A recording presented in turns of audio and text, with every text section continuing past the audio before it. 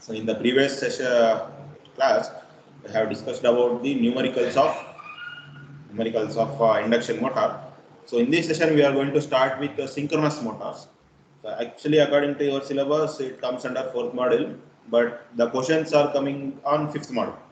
Only two to three bits are there in your fourth module, but that the questions that will be given in your fifth module. So don't worry about that, whether it is fourth module or fifth module. Just understand the concept. Okay. So the next thing is synchronous motor drives. So we have studied the induction motor drives. So actually, induction motor drives are the main drives. 90% of the drives are comes under our induction motor drive. So apart from that, if you are going to modules, the smaller modules, you need to study, you need to work with the synchronous motor drives. So the speed of a synchronous motor drives, so the speed of the motor can be this. Normally, the speed of the synchronous motor can be controlled by varying the frequency. Normally, any any kind of a motor can be controlled by using the different techniques, speed control techniques. In that, one thing is our frequency control. The frequency control, by using the frequency control, we can control the performance or the speed of a motor. So due to the non-availability of variable frequencies, so what happens due to non-availability of different variable frequency sources? So because of that issue, the speed control is the speed control of the synchronous motor was using variable frequency sources. But as the technology changes, we lost the sources of variable frequencies. So for that, it is exhausted now. The synchronous motors are mainly used in the constant speed equilibrium. So what happens if the application required is constant speed? For example, in your automation, uh, automobile industries, if you need to maintain the constant speed drive, the actual, for example, if you consider a turbine or a belt, it should rotate at a constant speed throughout the process. So it should not vary the speed. So at that situations, we can use synchronous motor drives, and by using different semiconductor variable frequency sources are there, and different inverters, cycloconverters. So these used for variable speed equilibrium. Our VSI drives, variable voltage source inverters and cycloconverters. Here also they use to control the speed. Okay, that's the thing. And so applications, normally the synchronous motor drives will be used normally in high power and high speed compressors. So if you are considering, so if you are going with the industrial side, that too in our steel making or production area, normally in production area. So now these high speed compressors and high power modules where the requirement are there. So there we can use, and forced drag fans, the traction servo drives. So there we can use synchronous motor drives. And the next thing is operation with respect to operation from a fixed frequency supply. Operation from a fixed frequency supply.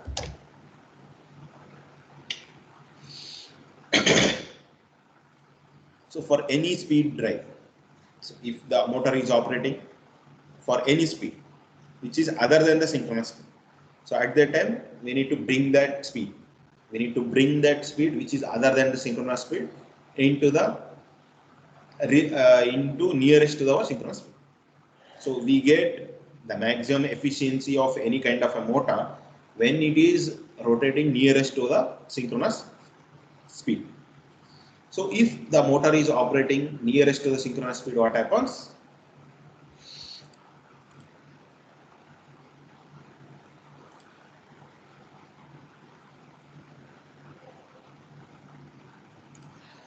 So if the motor is operating nearest to the synchronous speed,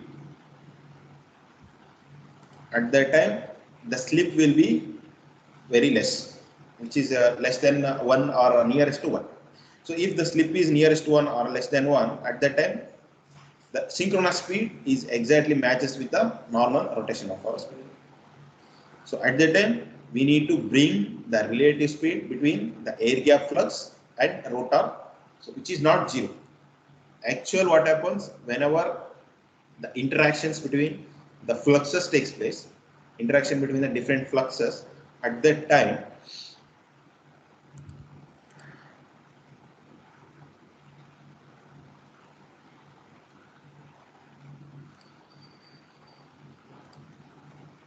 at that time the speed takes place. Interaction between different fluxes leads into a rotation of a motor. So that we are bringing into the consideration now. So for any speed other than the synchronous speed, the relative speed between the air gap flux and rotor need not to be zero. And if the delta varies, so what is delta? Delta is the angle, the stator and the rotor angle. So that varies from 0 to 360 degree. So at the time the torque fluctuates between the positive and negative values. So whenever the torque takes place, whenever the delta is varies between 0 degree to 360 degree, at that time the torque is going to take place.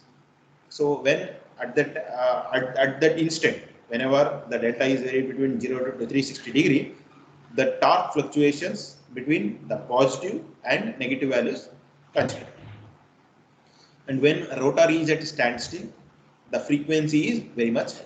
So we are going to consider the air gap flux, the relative speed between the air gap flux and rotor. So here, when the rotor is kept at a constant or at a stand, that nothing but the rotor is not rotating.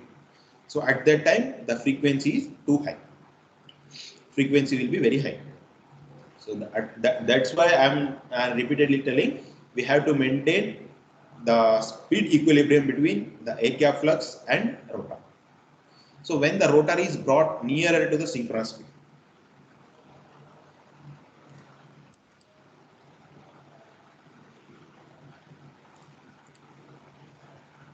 so when the rotor is brought nearer to the rotation, when the rotor is brought nearer to the synchronous speed, the DC field excitation and the synchronous torque.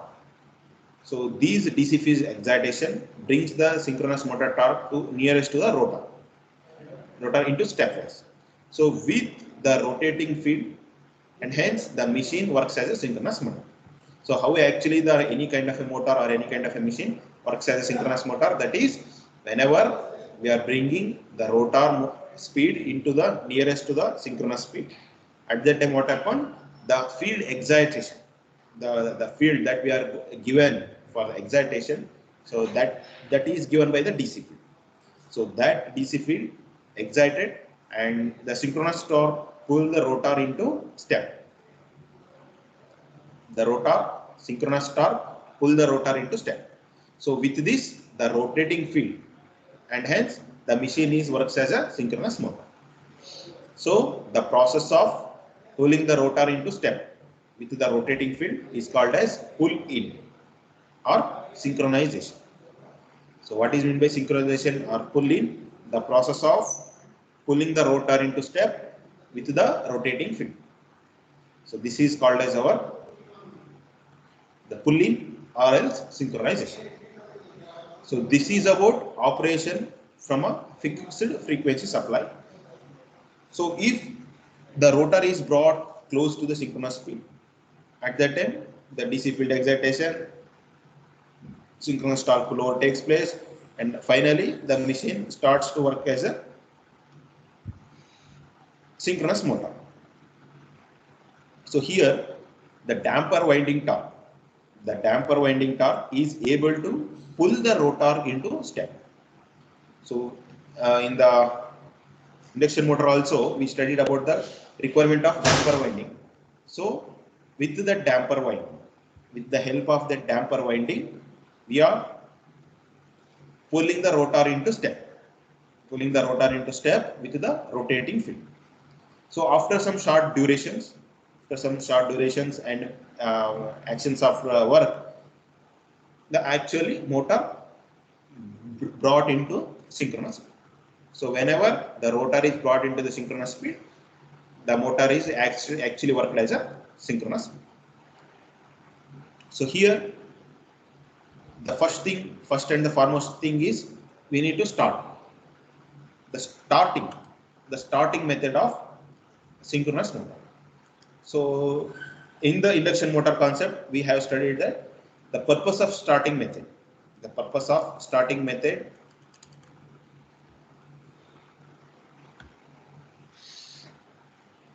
I don't know any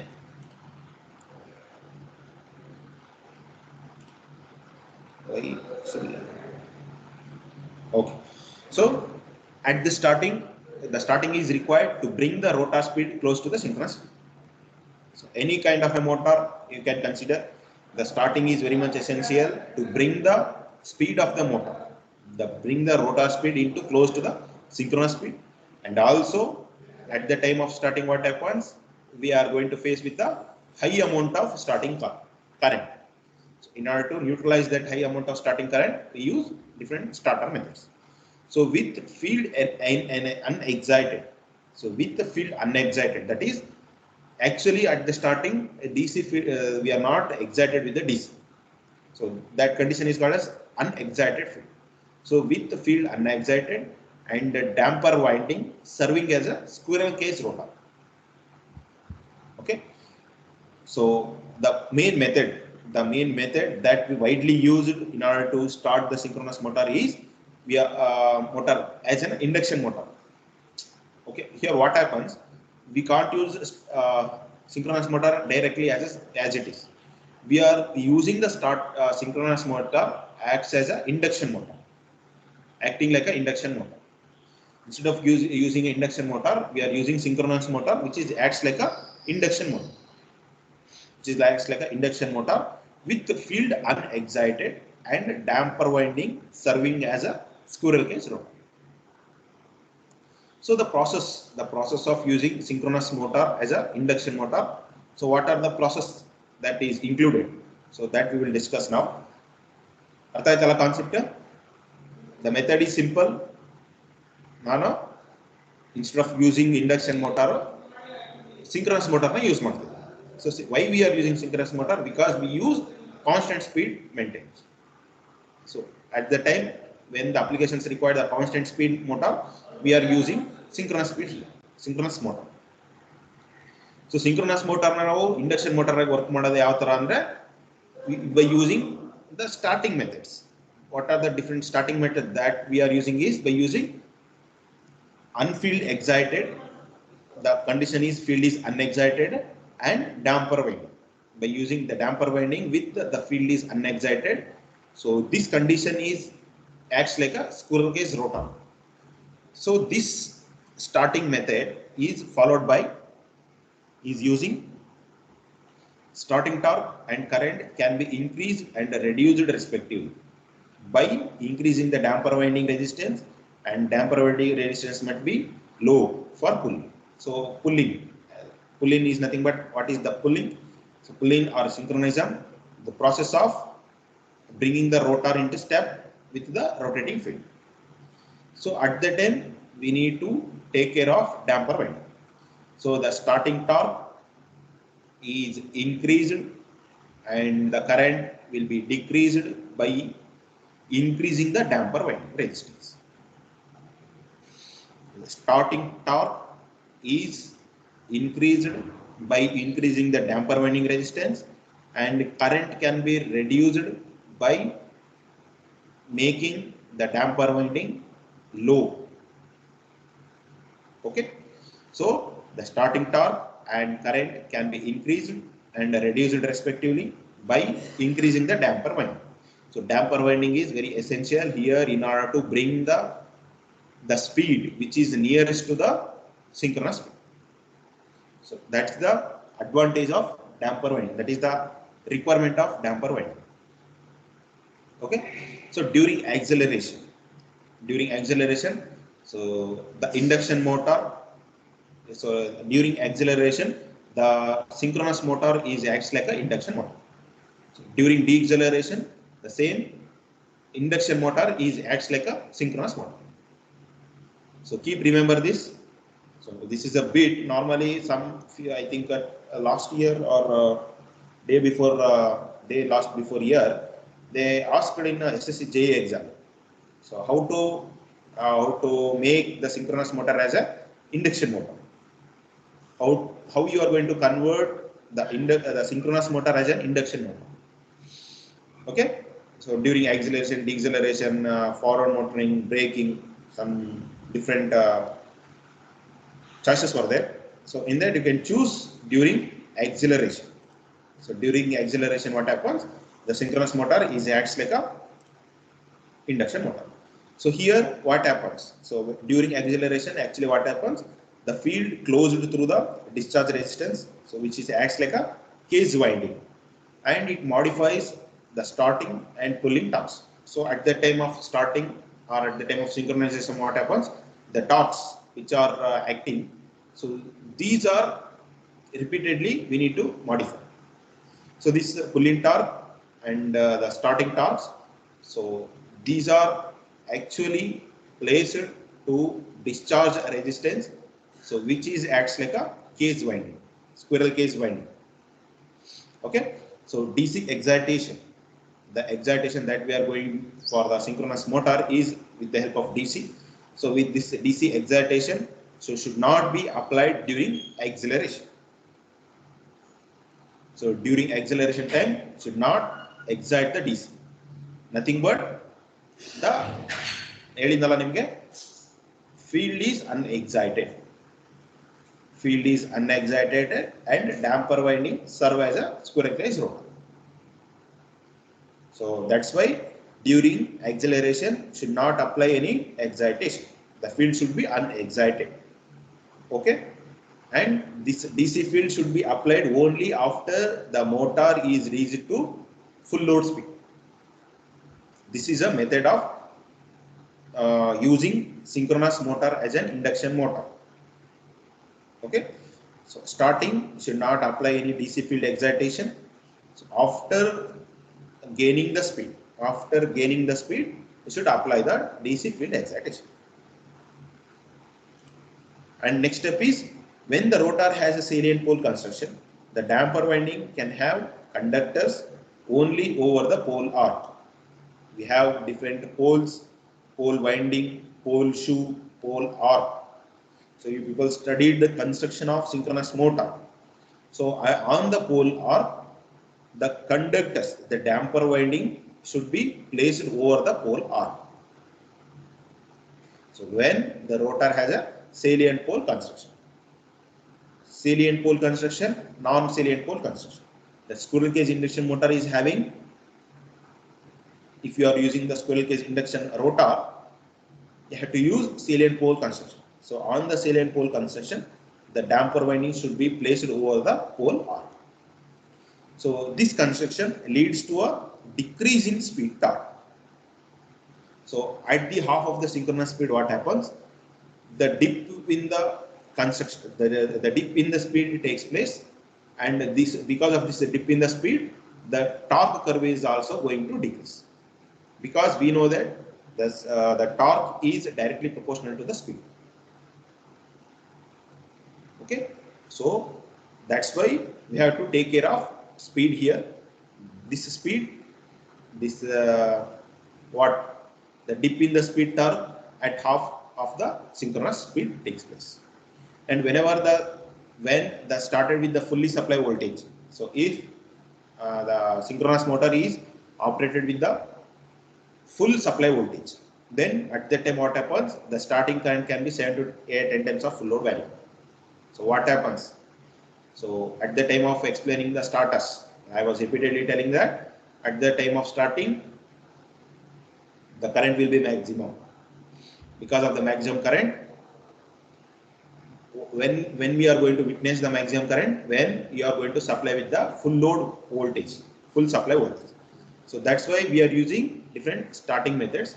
So these starting techniques reduces the supply voltage and automatically reduces the load current.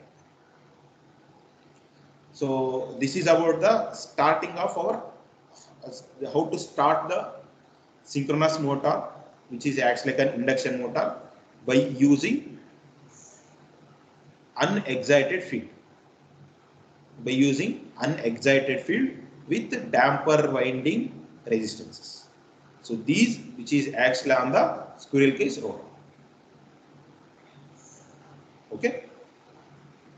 The next thing is how actually the starting of squirrel cage starting of the synchronous motors takes place. In small size motors, what happens? High starting current causes fluctuations in the supply voltage.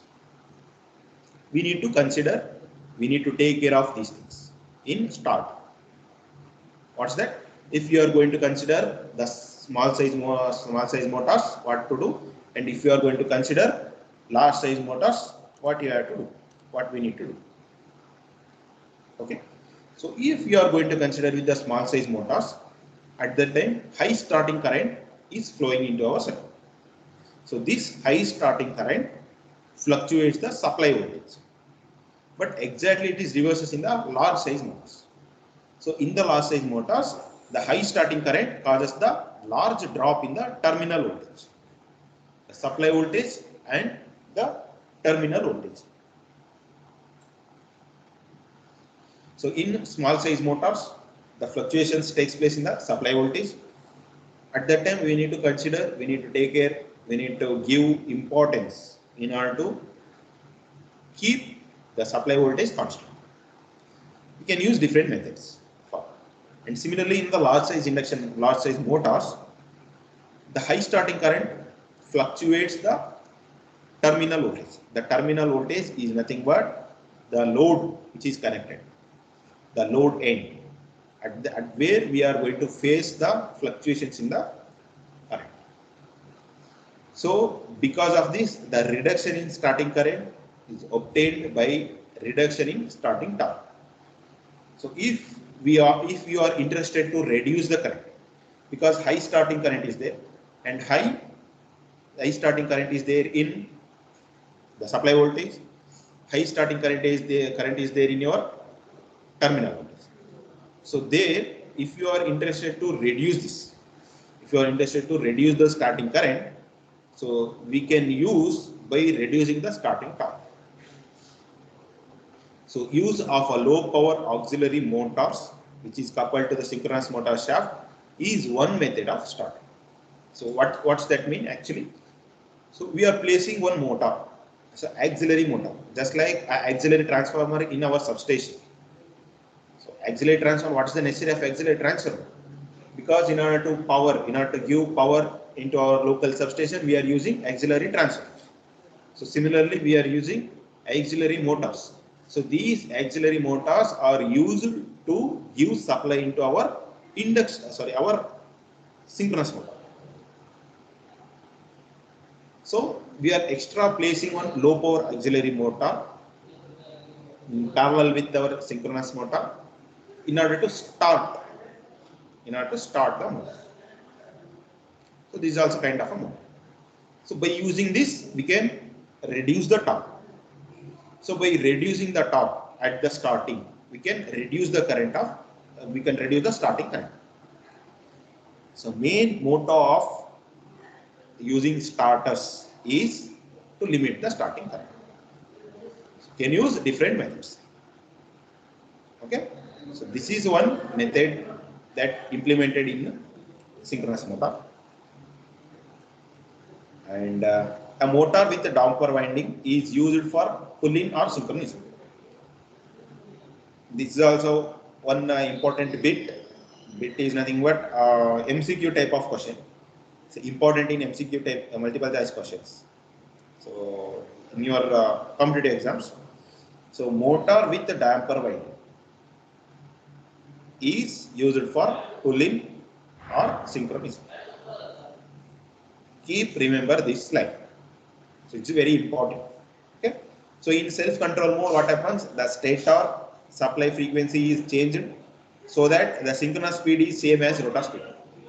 So we need to bring the synchronous speed nearest to our rotor speed. So in order to bring the speed, in order to bring the rotor speed nearest to the synchronous speed, we have to use self-control methods. So in the self-control mode, the stator supply frequency is changed.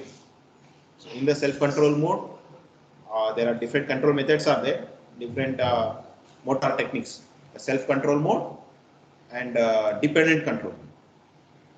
So in the self-control mode, what happens? The stator supply frequency is changed to bring the speed of a motor, bring the speed of a rotor nearest to our synchronous speed. So here different sensors will be used, different sensors or different electronic equipments will be used in order to measure the speed. So that I have discussed while discussing the closed loop modes while studying the induction motors. Closed loop modes. So in the closed loop speed mode, inner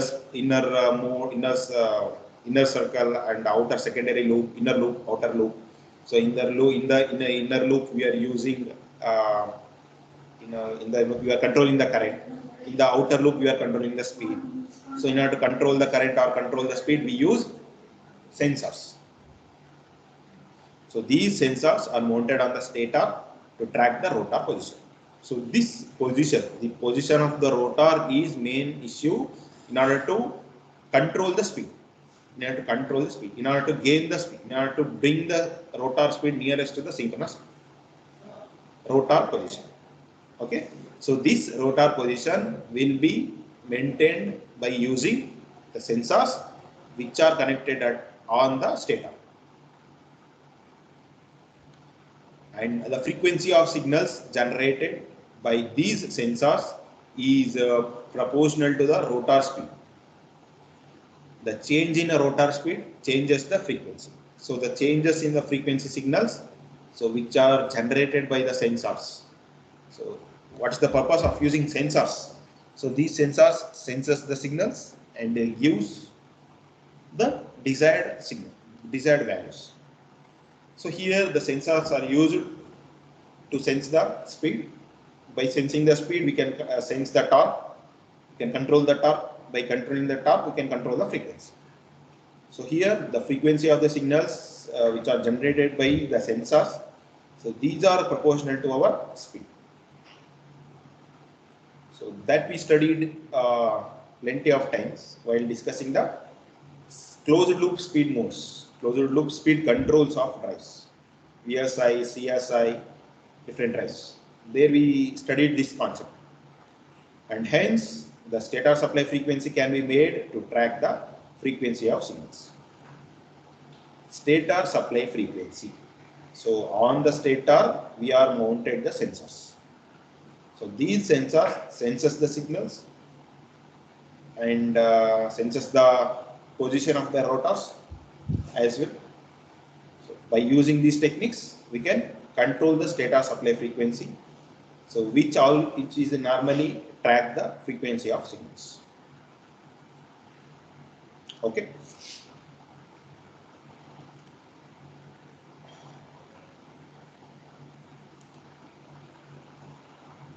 Okay. And one more important, there are actually startings are there, pull-in concept is there, and different dynamic stability analysis is there, braking is there. So these are not required actually.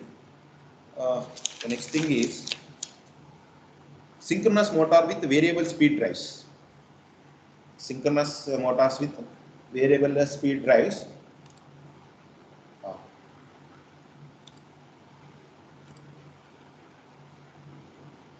So that we studied, right? Then synchronous motors with variable speed drives, that we studied. So this variable frequency control, the synchronous motors with the variable speed drives. So these using variable frequency control techniques. So what are the actually what happens in the variable frequency control? The synchronous speed is directly proportional to frequency, right? So these higher speed machines operated at rated terminal voltages at rated frequencies, and these what happens pull out the torque. So you will leave on the relationship. So what is the relationship between the speed and frequency. So here, if the speed is more, if the machine is operated at higher speed at the rated terminal voltage, so what happens at that time? So variable frequency, the rated terminal voltage and variable frequency. So during these two conditions, normally the machine is operated at high speed. And because of the rotating at high speed, what happens? Pull out of torque decreases with the increase in frequency. So if you are going to keep on increase the frequency, the speed is automatically going to increase. So if you decrease the frequency, automatically the speed is going to decrease. So in the synchronous mode stator supply frequency, so this is controlled from the independent oscillators, and frequency from initial to the desired value, so which is changed gradually in order to make the differences between synchronous speed and rotor speed. So the frequency is here the main thing which is acting to bring the synchronous speed nearest to our rotor speed. So variable frequency control is used for smooth starting and regenerative braking. Variable frequency control. Variable frequency control is nothing but increasing the frequency or decreasing the frequency.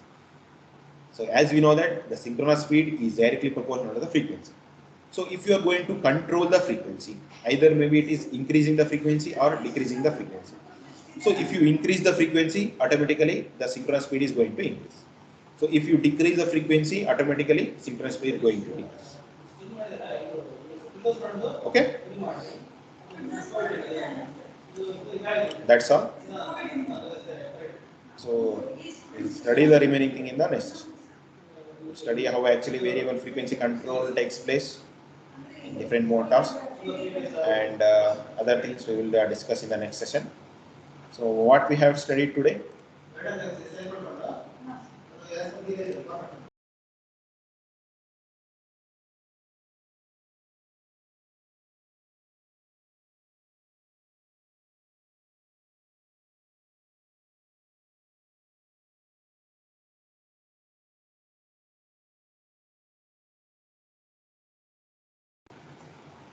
So we have studied how to operate the synchronous motor by fixed frequency supply. Okay, and the main starting of our induction motor by using, we are converting the synchronous motor into the induction motor in order to make the synchronous motor drive a functional, efficient. So for that, we are actually starting the synchronous motor with the unexcited field by using damper windings. We are placing these damper windings on the pole arc. We are placing the damper winding conductors on the pole arc. So when the field is unexcited, we are starting the synchronous motor with unexcited field. After gaining the speed, after gaining the full amount of speed, we are giving DC excitation.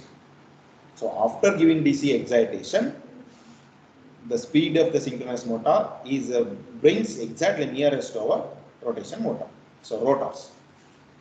Then it's called as synchronous motor. So okay, so different methods are there, so that we study. And synchronous motor with the variable speed drives by using variable frequency control techniques.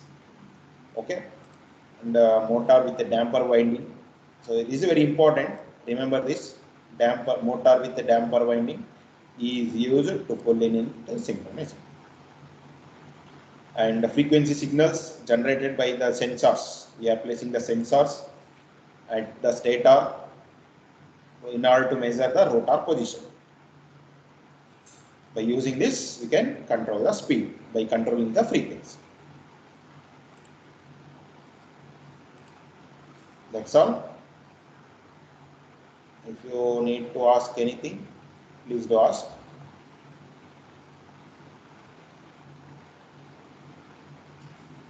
The strength is very less. Day by day, the strength is decreasing. I will stop it.